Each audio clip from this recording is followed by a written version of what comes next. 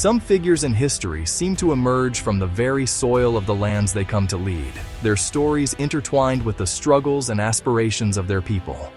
Basdeo Panday was such a man.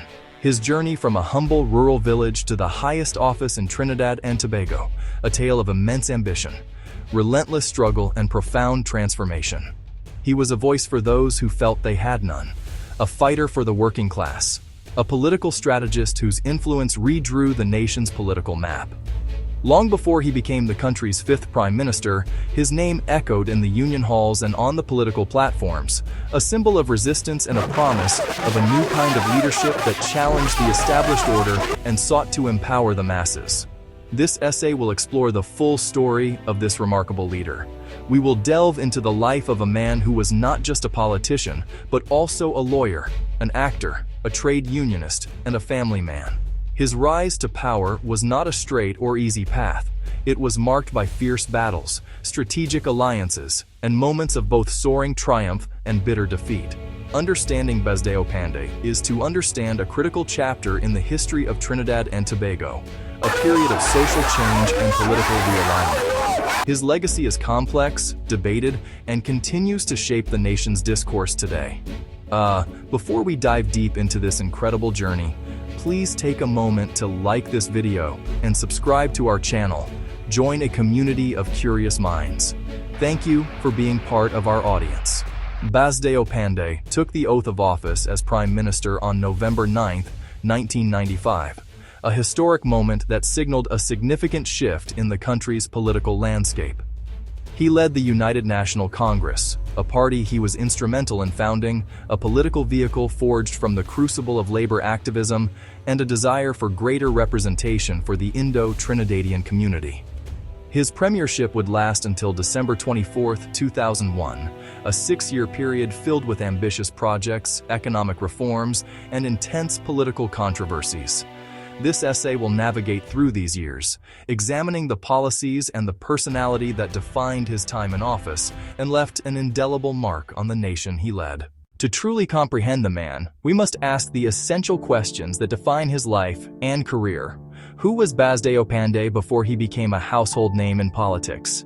What forces in his early life, his birth in St. Julian Village, his education abroad, molded his worldview and ignited his political ambitions? His story did not begin in the halls of Parliament, but in the cane fields and the classrooms of colonial Trinidad. We will trace his path from his early days, exploring the experiences that shaped his character and that prepared him for decades of political combat. This foundation is crucial to understanding the motivations behind his later actions as a leader.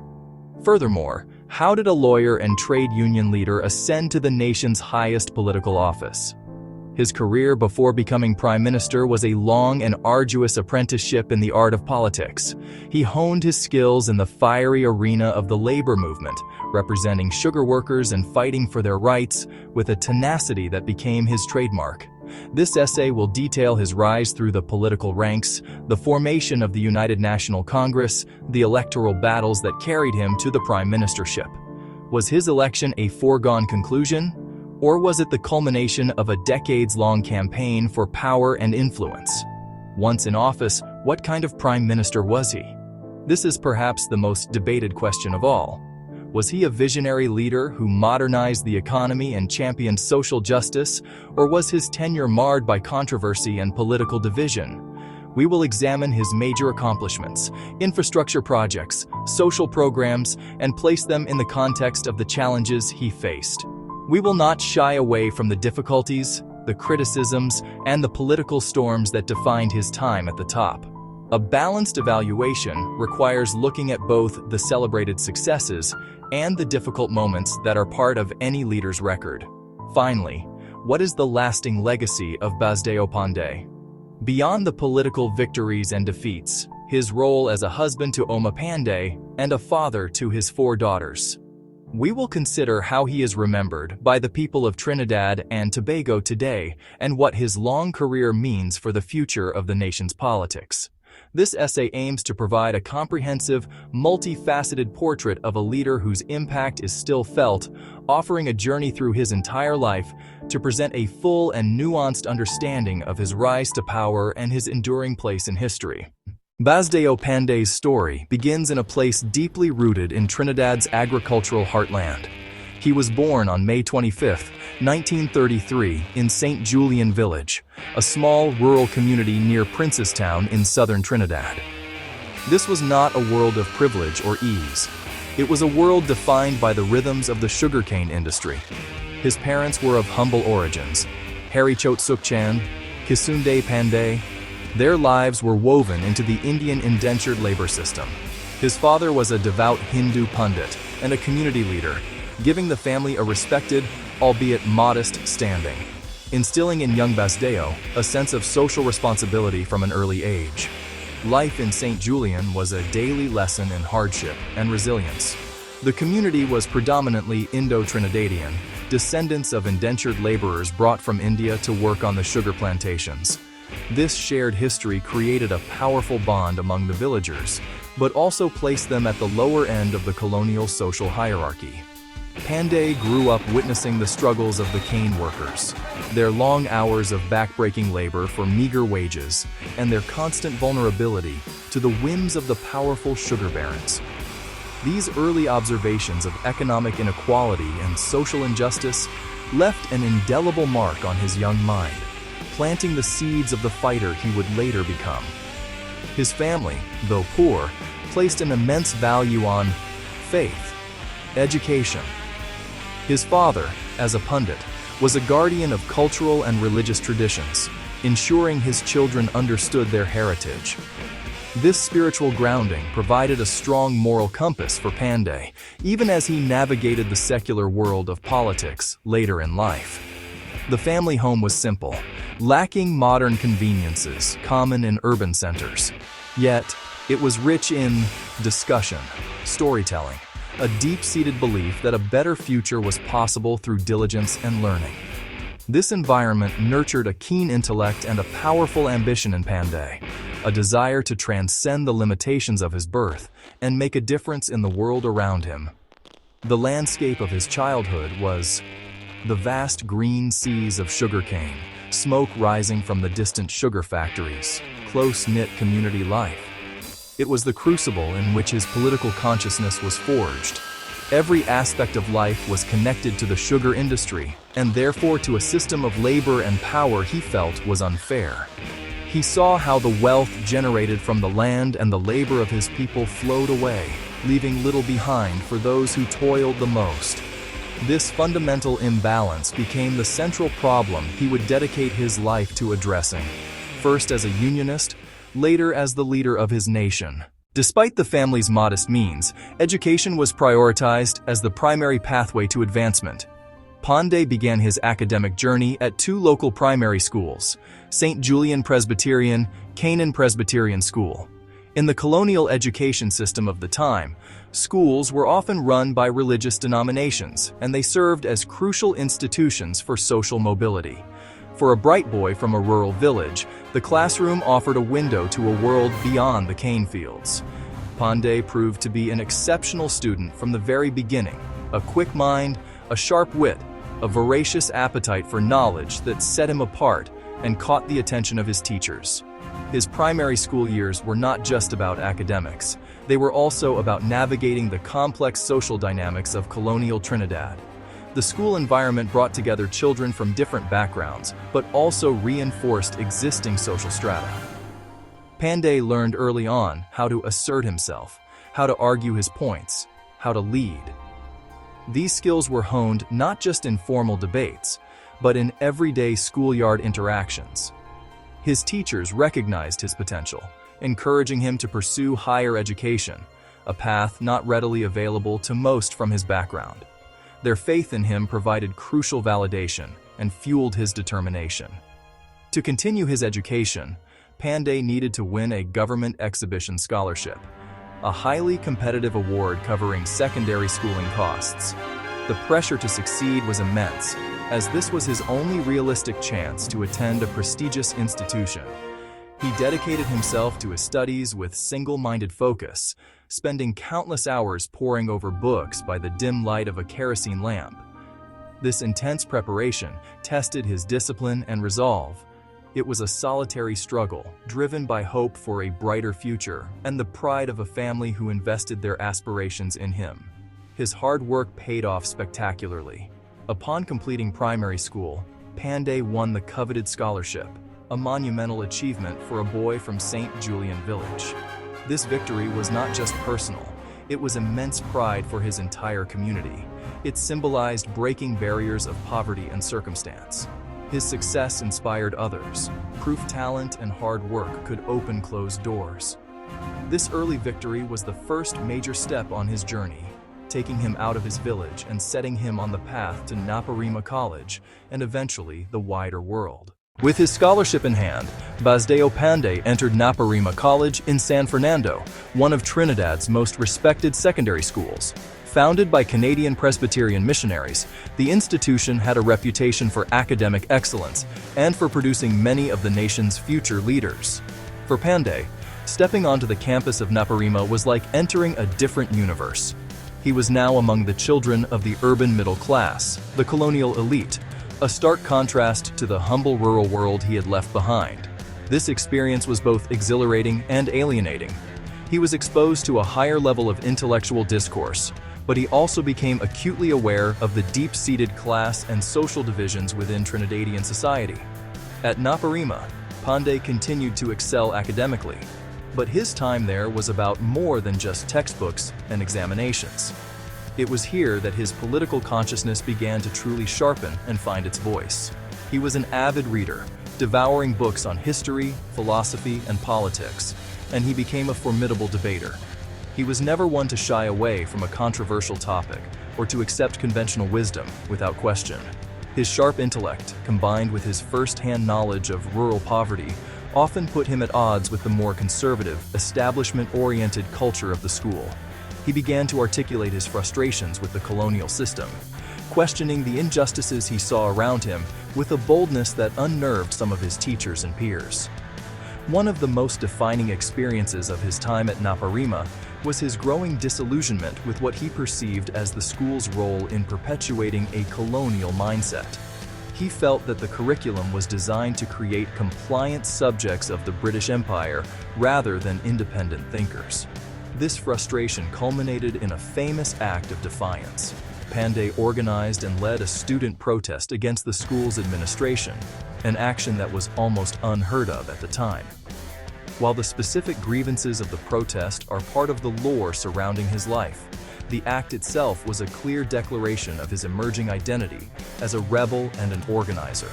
It was a sign that he would not passively accept authority that he deemed unjust.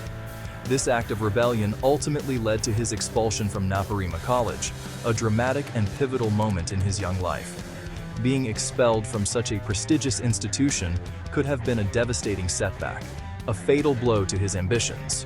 For Panday, however, it became a badge of honor and a formative lesson in the consequences of challenging the establishment. It reinforced his belief that the systems of power would not yield without a fight. Instead of being broken by the experience, he was hardened by it. This early clash with authority solidified his path not as a quiet scholar, but as a disruptive force for change, setting the stage for his future career as a trade unionist and political firebrand. After his expulsion from Naparima, Panday's path to higher education became more complicated. He briefly worked as a primary school teacher. Then he served as a civil servant at the San Fernando magistracy. His ambition, however, was too large for these roles. He decided he needed further education abroad. He set his sights on London, the empire's intellectual heart. In 1957, at 24, Panday left Trinidad for England. Arriving in London felt liberating. For the first time, he wasn't defined by colonial, racial, and class hierarchies. The city in the late 50s and early 60s was a vibrant melting pot. Students, activists, intellectuals. It was a center for anti-colonial movements, socialist thought, radical politics. Panday immersed himself, attending political meetings, joining discussion groups, engaging with diverse ideologies. The experience broadened his political education. To support himself, he worked manual jobs: hospital ward attendant, clerk, laborer on construction sites, even helping build the University of London Library. The work was humbling but informative. He saw working-class life and organization firsthand. He observed the British trade union movement up close. That practical education in labor relations proved invaluable. In London, his political philosophy crystallized. He was influenced by democratic socialism and the Fabian Society. He studied thinkers like Harold Laski. He engaged with fellow students from Africa and from Asia preparing for independence. This was a critical intellectual awakening. He emerged a political strategist with a vision for a more equitable Trinidad and Tobago. While immersing himself in the political currents of London, Panday's primary goal remained to acquire a professional qualification. He chose to study law. He saw it as a tool to defend the rights of the underprivileged and to navigate the complex structures of government. In 1962, he earned his degree from Lincoln's Inn. His legal training was rigorous and demanding. It honed his analytical skills. It sharpened his mastery of argument. It built his ability to think strategically. The study of law provided a formal intellectual framework to challenge injustice, moving beyond mere protest to systematic, legally grounded opposition. This qualification became the bedrock of his professional life before entering politics full-time. Alongside his demanding legal studies, Panday nurtured a passion for acting. He had a natural flair for the dramatic and a commanding presence. He enrolled in the London School of Dramatic Art. This was an education in communication and persuasion. He learned voice projection. He learned stagecraft. He learned to connect with an audience emotionally. He took roles in films, Man in the Middle. He also appeared in The Wild and the Willing. These experiences taught him to craft a public persona, to deliver a message with charisma and impact, skills that made him an effective public speaker and political campaigner. His twin pursuits in law and drama were deeply interconnected. The courtroom and the political stage both required a performer's ability to command attention, to build a narrative, to persuade an audience. His legal training gave his arguments substance and intellectual rigor. His acting training gave them style and emotional force. This combination made him a formidable opponent in legal battles or political debates. He understood that politics was not just about policy and logic. It was also about theater, capturing hearts and minds through storytelling and charismatic presence. Ultimately, Panday was awarded a Commonwealth Scholarship to pursue postgraduate study. In 1965, he completed a master's degree in economics and political science at the London School of Economics. This provided him with a sophisticated understanding of economic systems, of public policy, of the mechanics of governance. His time at the LSE refined his political ideology. Degree law, degree economics, degree drama. He was no longer just a boy from a sugarcane village. He was a trained intellectual, a skilled advocate, and a polished performer ready to make his mark. In 1965, after 8 transformative years in London, Basdeo Panday returned to Trinidad and Tobago. He was a profoundly changed man. The 24-year-old who had left with a burning but undefined ambition came back as a 32-year-old, armed with 3 degrees, a wealth of worldly experience, and a clear political vision. He had left a colony and returned to a newly independent nation, a country grappling with the challenges of forging its own identity and future. The political landscape was dominated by the People's National Movement under Dr. Eric Williams, and Panday saw a society that, despite independence, was still struggling with the same deep-seated inequalities he had railed against as a youth. He immediately began to put his new skills to use. He set up a private law practice and quickly gained a reputation as a poor man's lawyer, taking on cases for individuals who could not afford legal representation. His primary focus, however, was on the labor movement. He saw the trade unions as the most powerful vehicle for challenging the economic establishment and empowering the working class. He began providing legal advice to various unions, most notably the All Trinidad Sugar Estates and Factory Workers Trade Union. the union representing the very sugar workers he had grown up amongst. His return was not a quiet one. It was a deliberate entry into the arena of social and political struggle. His education in London had prepared him perfectly for this role.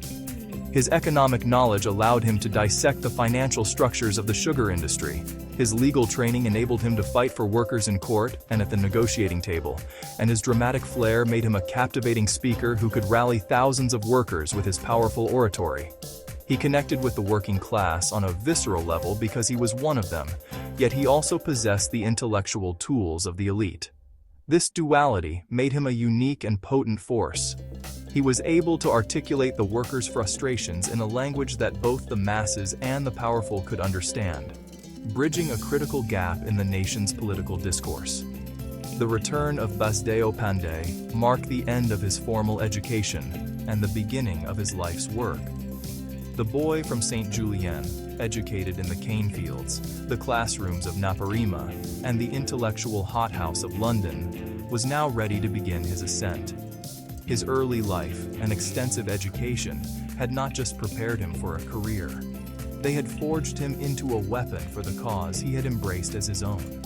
The next chapter of his life would see him move from being an advocate on the sidelines to a central player in the political destiny of Trinidad and Tobago, beginning his long rise to power, beginning his combative rise to power, beginning his historic rise to power. Upon his return to Trinidad and Tobago in 1965, Basdeo Panday did not waste a moment, plunging himself into the heart of the nation's social struggles. He established a law practice that became a sanctuary for the poor and marginalized, earning him the title, the People's Lawyer. He rejected lucrative corporate work, instead defending ordinary citizens against the state and big business. His courtroom became a theater, tenants facing eviction, small farmers fighting for their land, individuals who felt wronged by the system. This work grounded him in everyday realities and built his reputation as a fearless advocate, a man who used his elite education to serve the masses. His legal work led him into organized labor. He saw unions as the most potent force for systemic change, a collective voice for thousands who powered the economy but shared little. He offered legal help to many unions, but his defining bond was with the All Trinidad Sugar Estates and Factory Workers Trade Union. More than a job, it was a return to his roots. He fought for the same sugar workers he grew up with, whose toil had ignited his political consciousness. He saw their plight as a lived reality. His involvement grew rapidly. He began as a legal advisor, but his charisma, strategic mind, and passionate oratory soon made him indispensable. He wasn't just an advisor, he was on the front lines, walking picket lines, addressing massive rallies, leading tense negotiations with the powerful sugar conglomerate Tate and Lyle. In 1973, his advocacy culminated in election as President General of ATSEFWTU, a pivotal transition, legal advisor to leader, with a powerful, organized base of support. As President General, he revolutionized the union. He brought militancy, intellectual rigor, and political savvy. He reframed the struggle from better wages and working conditions to social justice, economic dignity, and political power. He challenged the post-colonial economic structure, arguing true independence meant economic empowerment for the masses, not just a change of flags. Under his leadership, the sugar union became more than a bargaining agent. It transformed into a social and political force, with Basdeo Panday as its undisputed charismatic leader. By the early 1970s, Trinidad and Tobago was a nation in ferment. The Black Power movement of 1970 had shaken the political establishment, revealing deep-seated frustrations with the government of the People's National Movement. The movement was rooted in the Afro-Trinidadian urban working class, but its message and critique resonated widely across communities. Panday, observing these events, recognized a historic opportunity.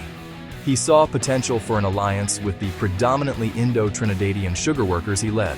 He also saw a partner in the predominantly Afro-Trinidadian oil workers, organized under the Oilfields Workers Trade Union, led by George Weeks.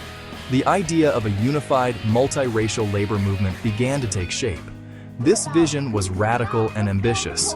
For decades, the political strategy had been divide and rule, playing the two major ethnic groups against each other.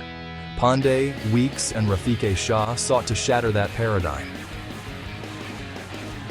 They argued the struggles of the cane cutter and the oil refinery worker were two sides of the same coin. Both, they said, were being exploited by a system that benefited a small elite. Their shared class interest mattered more than ethnic difference. That philosophy laid the groundwork for a new political entity. In 1975, that vision became reality with the formation of the United Labor Front. The ULF was a coalition of the country's most powerful unions, the Sugar Union, the Oil Union, and the Transport and Industrial Workers Union. It was the first serious attempt to build a mass-based, multiracial, working-class party. Basdeo Panday, with his base in the sugar belt and a growing national profile, was a central architect. The ULF's platform was unapologetically socialist, nationalization and redistribution. The formation sent shockwaves through the political establishment. It posed a direct, formidable challenge to the PNM. The government responded with alarm. For Panday, this was the moment he'd been preparing for since returning from London. He was no longer just a union leader or a lawyer. He was a national political figure. The stage was set for his formal entry into the electoral arena. The general election of 1976 was the United Labor Front's first major test. The party campaigned with immense energy, holding massive rallies across the country, mobilizing its vast union membership.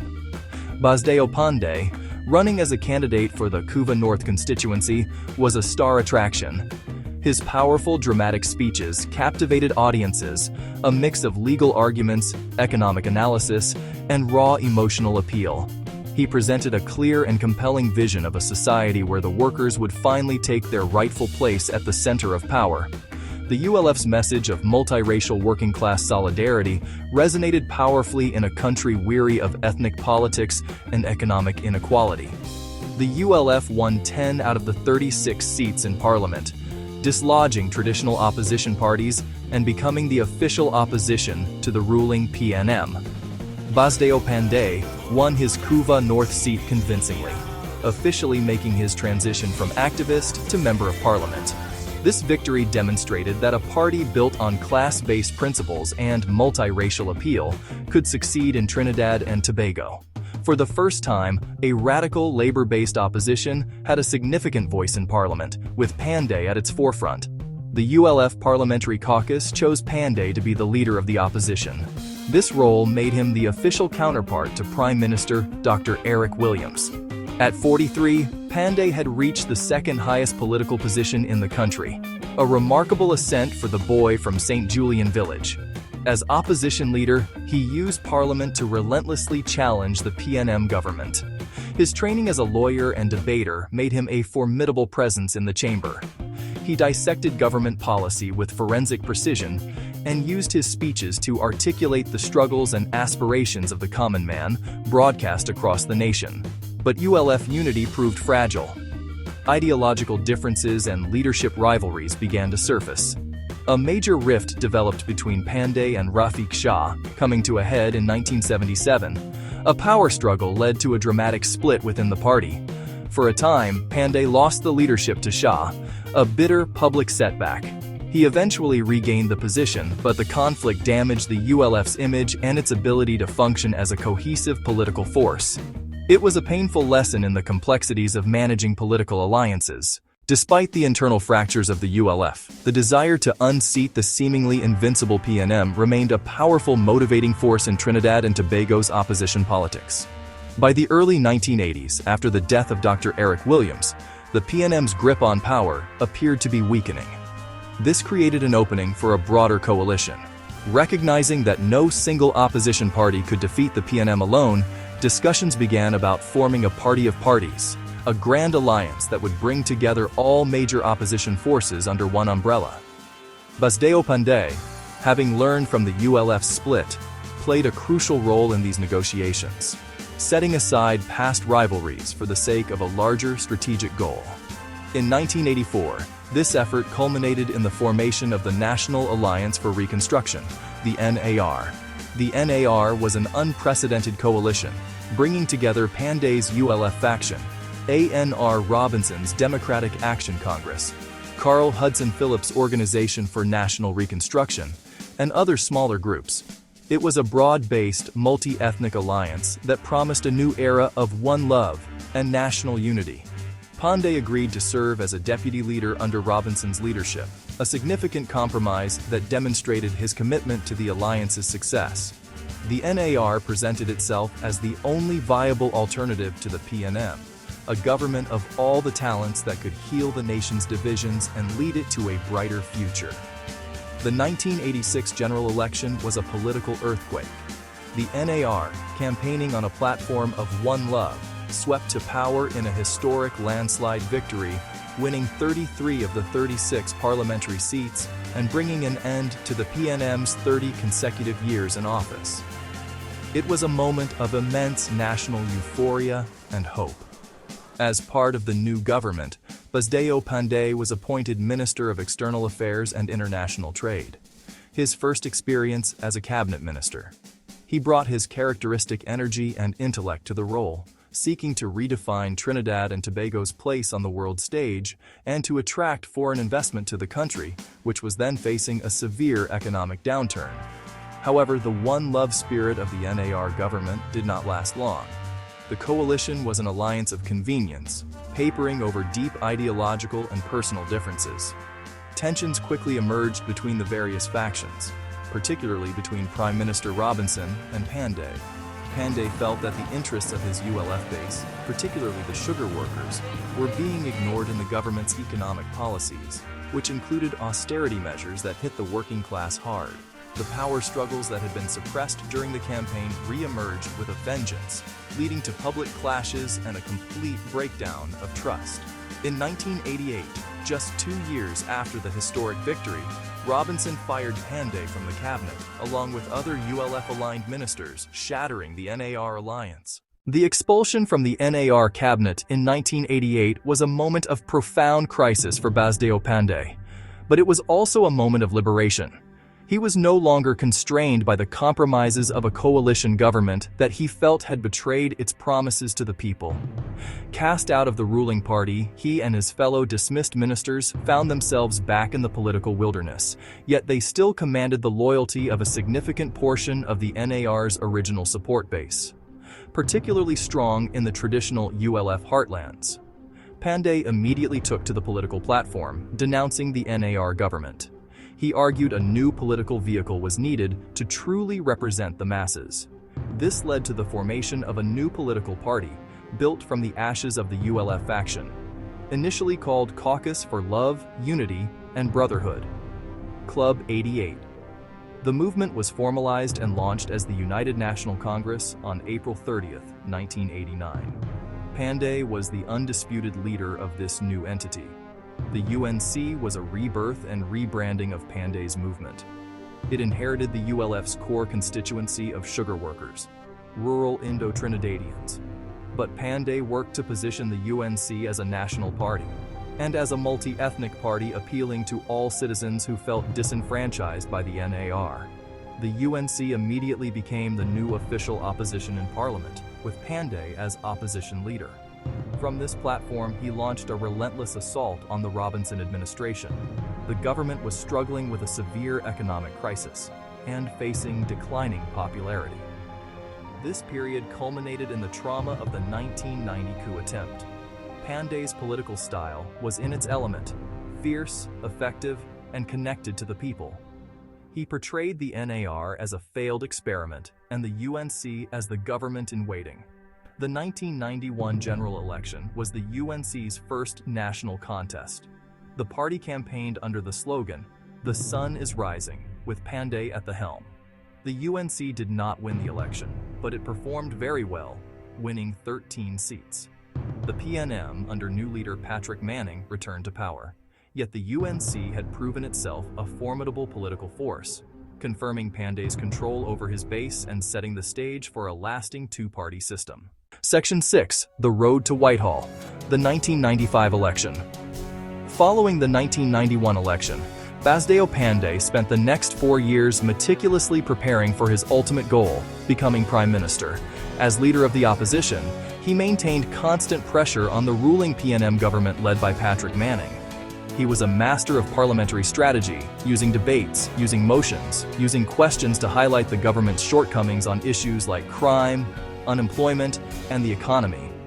Outside of parliament, he tirelessly toured the country, holding cottage meetings and massive public rallies, ensuring that he and his party, the UNC, remained connected to the grassroots and visible in the national consciousness. He honed his message, presenting himself as a seasoned and capable leader ready to govern. As the 1995 general election approached, the political climate was tense. The Manning administration was facing public discontent over its economic policies, including the implementation of a value-added tax and its handling of state enterprises. Panday and the UNC capitalized on this dissatisfaction, crafting a campaign that focused on promises of economic relief, job creation, and a more inclusive style of governance. The UNC's campaign was highly organized and well-funded, projecting an image of professionalism and readiness.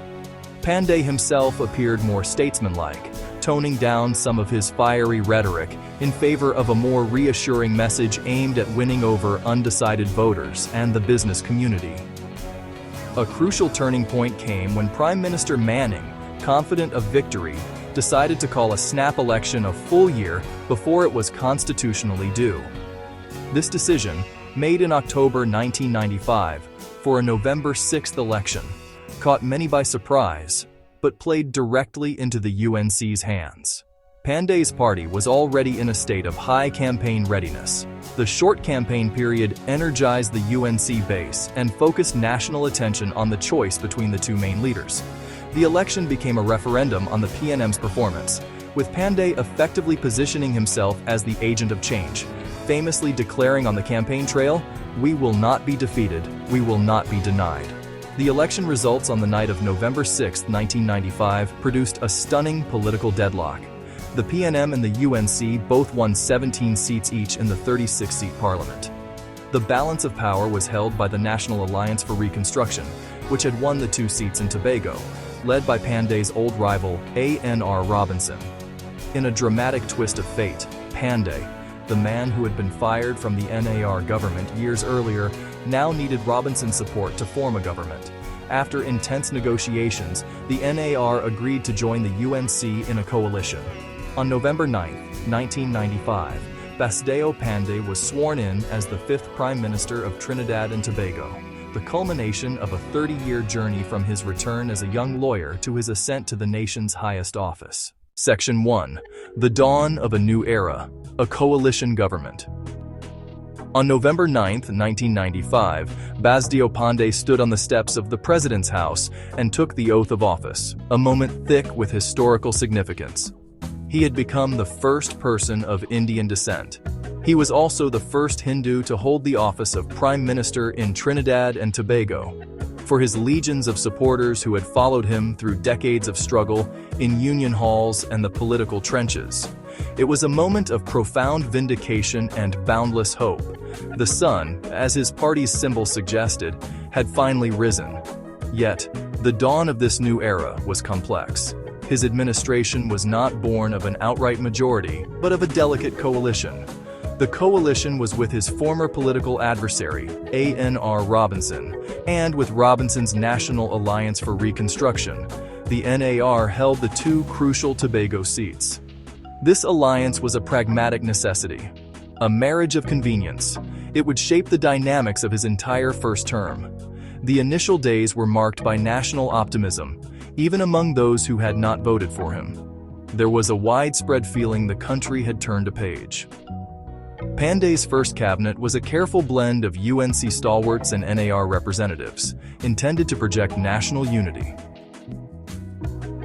He appointed Robinson as Minister Extraordinaire, a specially created senior advisory role, a gesture meant to cement the partnership.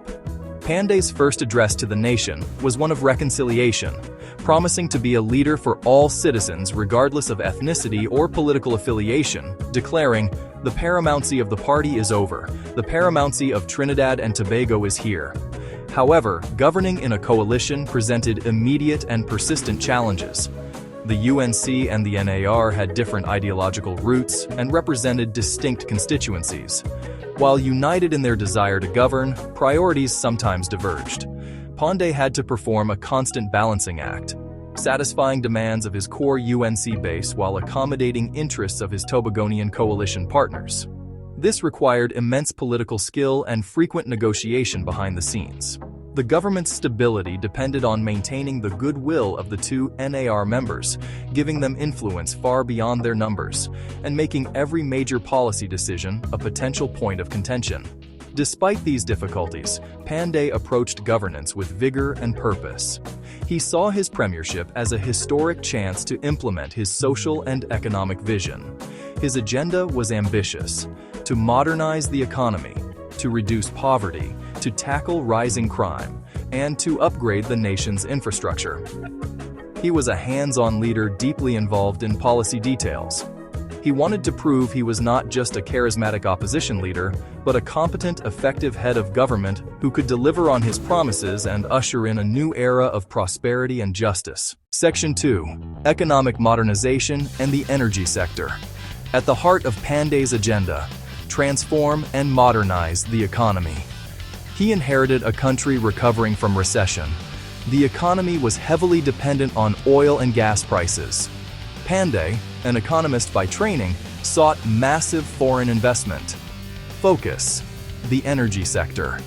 Goal: use investment to diversify the economy.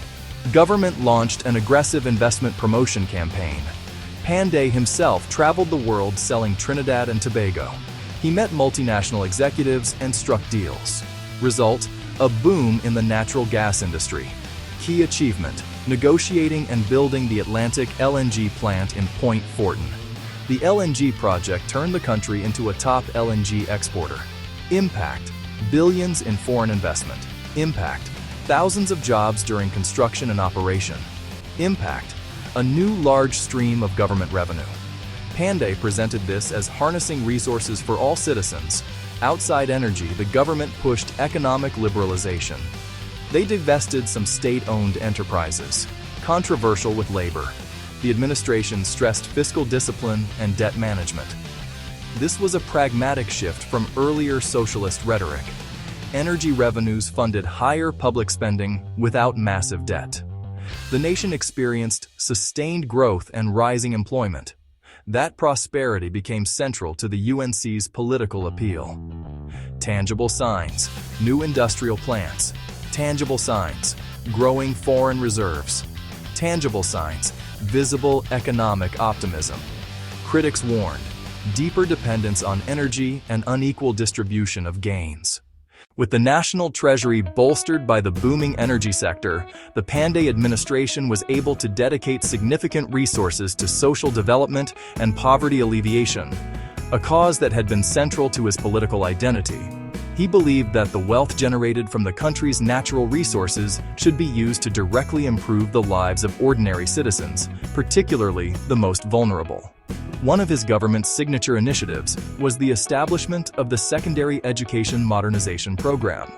This program aimed to guarantee universal secondary education for all children, a policy that involved a massive school construction and repair program, ensuring that every child who passed the entrance exam had a place in a secondary school. This was a landmark achievement in expanding educational opportunities.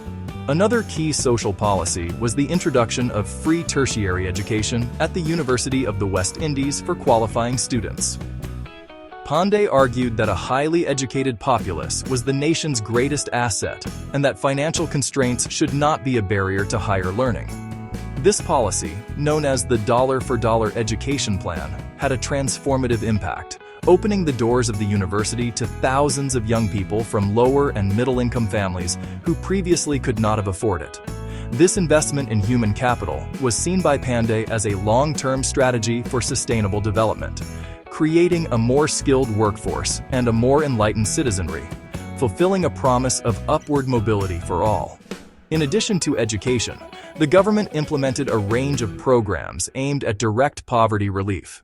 They increased funding for social welfare grants, old age pensions, and disability assistance. A significant initiative was the Unemployment Relief Program, the URP, which provided short-term employment on community improvement projects.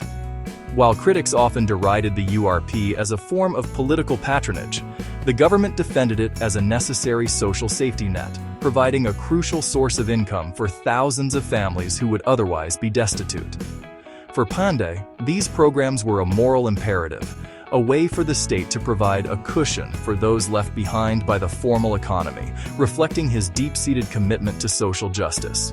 These social programs were immensely popular and formed a key part of the government's legacy. They represented a tangible return on the nation's energy wealth, a direct investment in the well-being of the people. The focus on education, in particular, was seen as a powerful tool for breaking intergenerational cycles of poverty. However, the sustainability of these extensive social expenditures was a constant concern. They were heavily dependent on the continuation of high energy prices, and some economists warned that the country was creating a culture of dependency on state handouts rather than fostering long-term, sustainable employment.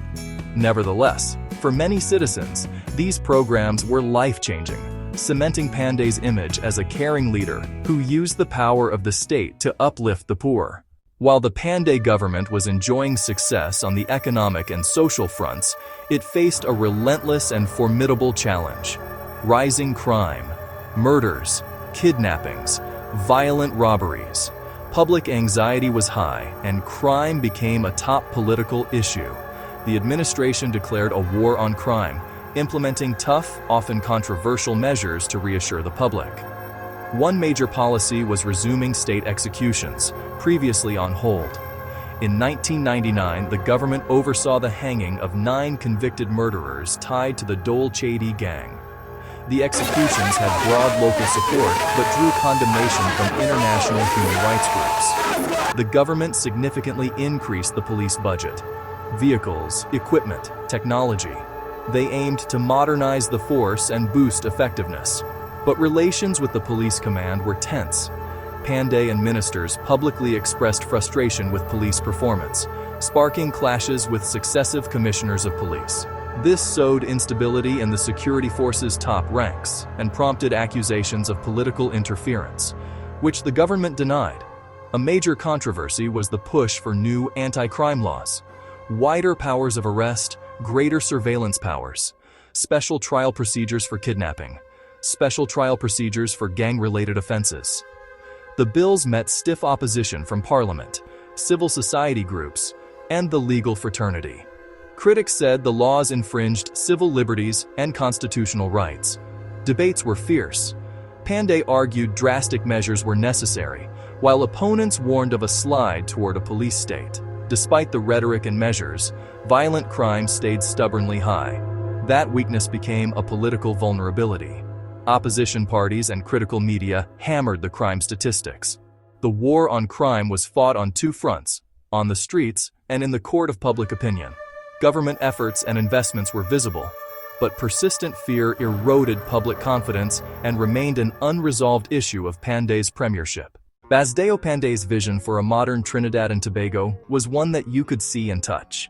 His government embarked on an ambitious and highly visible program of infrastructure development, using the revenues from the energy boom to fundamentally upgrade the nation's physical landscape. He believed that modern infrastructure was not a luxury, but a prerequisite for economic growth, improved productivity, and a better quality of life for all citizens. The administration launched a flurry of projects, from road construction to airport expansion and the building of new public facilities. This period of intense construction activity transformed the look and feel of many parts of the country and created thousands of jobs in the construction sector. One of the most significant and celebrated projects was the expansion and modernization of Patriotic International Airport. The old airport was seen as outdated and inadequate for a country with global aspirations. The Panday government initiated the construction of a new, state-of-the-art terminal building, designed to be a modern hub for the Caribbean. The project was massive in scale and was a source of immense national pride upon its completion. It symbolized the government's forward-looking vision and its ambition to position Trinidad and Tobago as a key player in international travel and commerce. However, the project would later become mired in allegations of corruption and bid rigging, casting a long shadow over what was intended to be a flagship achievement. Roads and transportation were another major focus. The government initiated the extension of the Solomon-Hochoy Highway further into South Trinidad, a project that was crucial for connecting the industrial heartland with the rest of the country. They also undertook numerous road paving, bridge repair, and drainage improvement projects across the nation, addressing decades of neglect. This focus on infrastructure was not just about grand projects. It was also about improving the daily lives of commuters and residents who had long suffered from poor road conditions. The sight of construction crews and heavy machinery at work became a common feature of the landscape, a tangible sign of the government's activity and its investment of public funds. Beyond transport, the administration invested heavily in public buildings and utilities. New government offices, police stations, and health centers were constructed.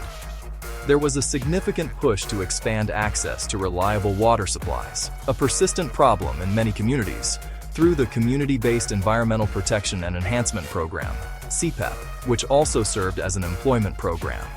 This massive infrastructural drive was a core part of Panday's legacy as Prime Minister. It demonstrated his government's capacity to deliver large-scale, tangible improvements. While questions would later arise about the cost and procurement processes of some projects, there was no denying that the Panday years had physically reshaped the nation in a way that few previous administrations had. Section 6. Diplomatic Initiatives and International Relations. As Prime Minister, and having previously served as Minister of External Affairs in the NR government, Basdeo Panday brought a keen interest and a distinct style to Trinidad and Tobago's foreign policy. He understood that for a small island nation, active and strategic diplomacy was not a choice, but a necessity for economic survival and national security. His foreign policy was driven by a pragmatic, economic diplomacy, with the primary goal of promoting trade and attracting the foreign investment that was crucial for his domestic agenda. He saw himself as the nation's chief diplomat and marketing officer, personally leading delegations to major world capitals and international financial centers to make the case for investing in his country. Panday sought to strengthen ties not only with traditional partners like the United States, the United Kingdom, and Canada. He placed a strong emphasis on South-South cooperation, deepening diplomatic and economic relationships with countries in Latin America, Africa, and Asia. A particularly significant and symbolic initiative was the strengthening of ties with India, the ancestral homeland of a large portion of Trinidad and Tobago's population. He made official visits to India, signing agreements on trade, culture, and technical cooperation. This move was celebrated by the Indo-Trinidadian community and was seen as a natural step in diversifying the country's international partnerships and acknowledging its multicultural heritage. In the regional context, Panday was a strong advocate for Caribbean integration through the Caribbean Community, CARICOM. He argued that the small states of the region needed to speak with a unified voice and create a single market and economy to compete effectively in a globalized world. However, his approach was often confrontational. He was famously impatient with what he saw as the slow pace of integration, and was not afraid to publicly criticize other regional leaders for their lack of commitment. This earned him a reputation as a maverick within CARICOM. One of the most challenging diplomatic issues of his tenure was the ongoing maritime boundary dispute with neighboring Venezuela. The issue was critical due to its implications for fishing rights and, more importantly, the exploration of offshore oil and gas reserves. The Panday government engaged in long and complex negotiations with the Venezuelan government, led first by President Rafael Caldera and later by the more assertive Hugo Chavez. These negotiations required a delicate balance of asserting Trinidad and Tobago's sovereign rights while maintaining a peaceful and productive relationship with its powerful continental neighbor. This issue underscored the complexities of managing foreign relations in a region rich in resources and historical disputes. Section 1. A private man in the public eye, family, and personal life. Behind the formidable public persona of the fiery trade unionist and combative politician was a deeply private man who fiercely guarded his family life. Basdeo Panday was a devoted husband and father, roles he cherished and sought to protect from the often harsh glare of the political spotlight. In 1972, he married Oma Panday, née Ramkasoon. Oma Panday, a woman of quiet strength and grace, his lifelong partner and confidant. Oma provided the stable, supportive foundation for his public career. She largely remained out of the political fray, focusing on raising their children and managing the household. Together, Basdeo and Oma raised 4 daughters, Nyala, Mikola, Vastala, and Nicola. He was known to be an affectionate and doting father.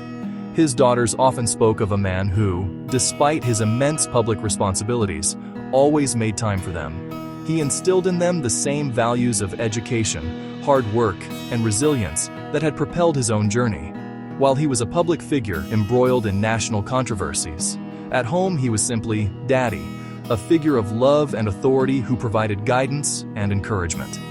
This stark contrast between his public and private selves revealed a more complex and tender dimension to his character. The family home in Bryan's Gate, Philippines, near San Fernando, was more than just a residence. It was the center of his private world. It was where he could shed the armor of the political warrior and relax, read, and spend time with his loved ones. Oma Panday was the anchor of this world, managing the home with an efficiency and discretion that allowed her husband to focus on his political battles.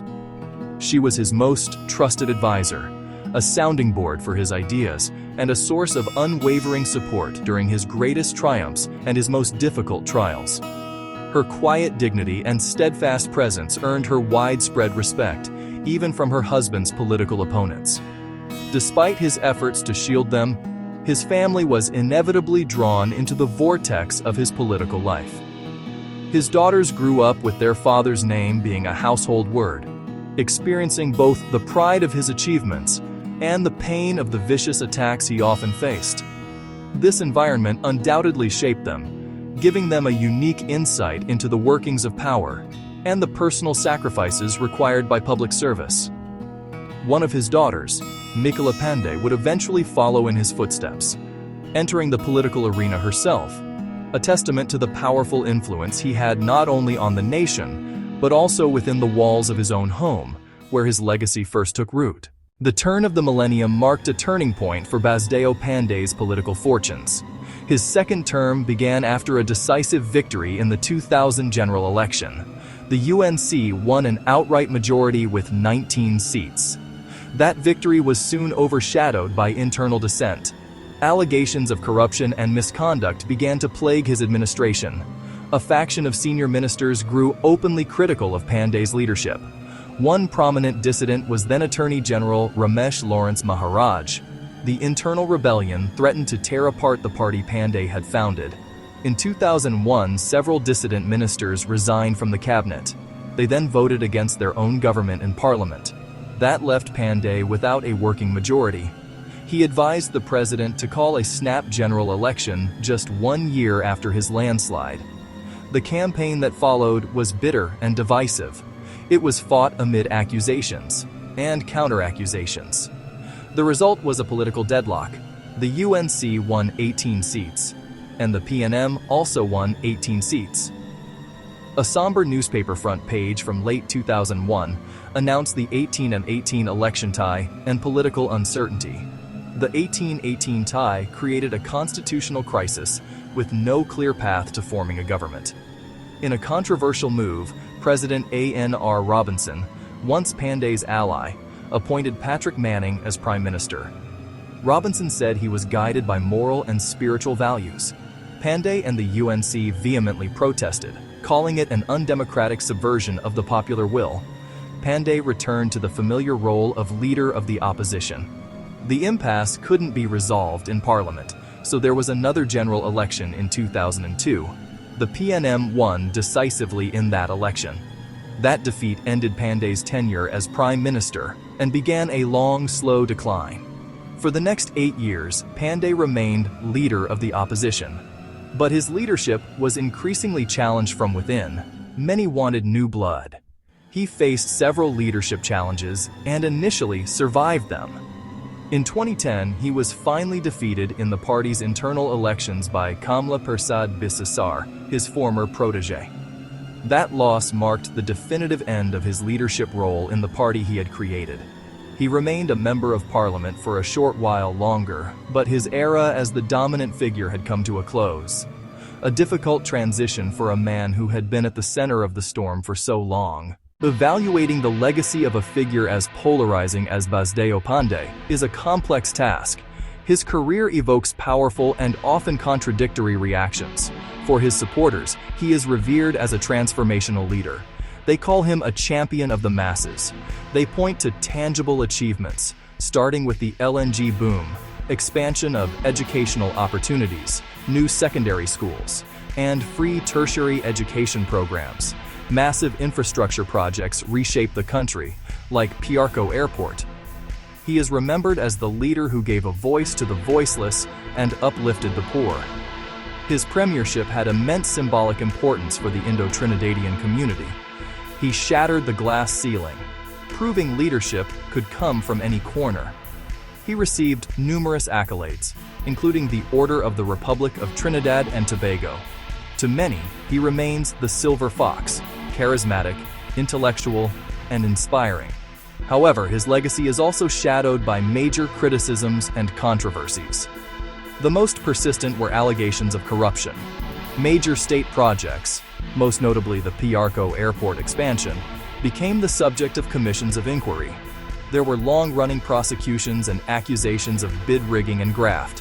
While Panday himself was never convicted in relation to these projects, the perception of widespread misconduct damaged his government's reputation. Critics point to his confrontational and often authoritarian leadership style. They say he fostered a culture of sycophancy and ruthlessly sidelined challengers.